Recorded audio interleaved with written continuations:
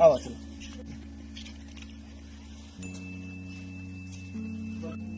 अरे भैया क्यों बाटे? हाँ भैया।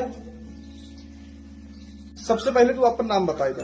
भैया हमारा नाम मुसीबत है। अरे भैया तो नाम पूछे थे, हालात ना है। हमारा नमो है यार। ये क्या है? अरे लिखा। अच्छा ठीक भाई बताओ तुहार शादी कब है रही? हमारी शादी में 1 साल है। अच्छा भाई बताओ तोहरे क्या लड़कियां हैं? बैगन।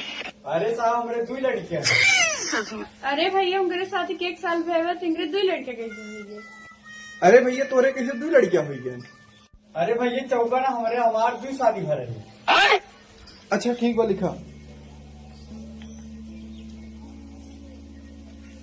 अच्छा भैया यही बतावा तोहरे पहली वाली मेहरारू का नाम रहा?